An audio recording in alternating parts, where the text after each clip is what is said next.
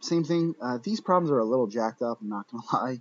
You can see there's a missing letter there, but fortunately we only need two. So I can see my pre-image is the one without any prime, so I go from R to P. And if I were to like continue that on, I can see that is counterclockwise.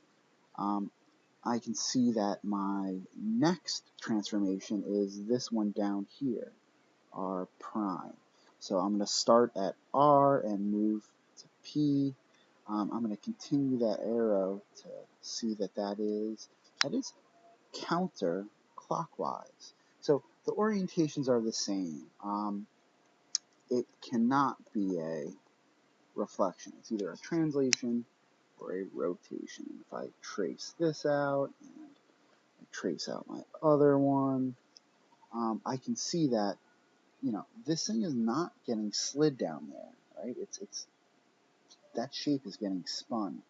So I can rule out translation, and I can say the first thing that happened was a rotation, and since it's shifting not one quadrant but two quadrants, that's two 90-degree rotations. That's a rotation of 180 degrees.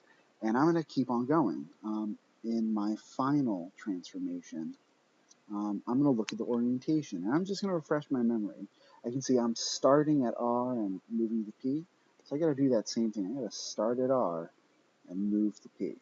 So yeah, that is counterclockwise. Nothing changed. So it still can't be a reflection. I now need to see, hey, did this thing get spun? Right? Is this getting spun, or is it simply getting slid over? And you can see it's just getting slid over.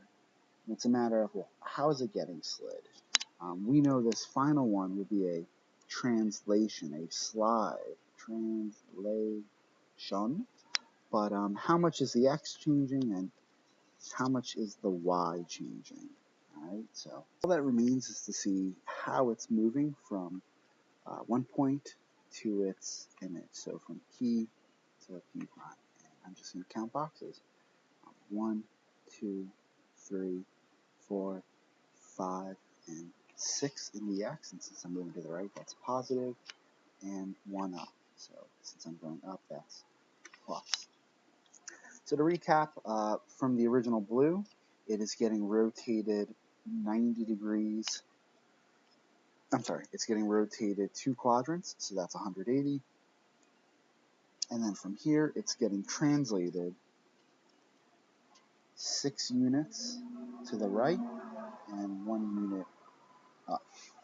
See you in the next problem.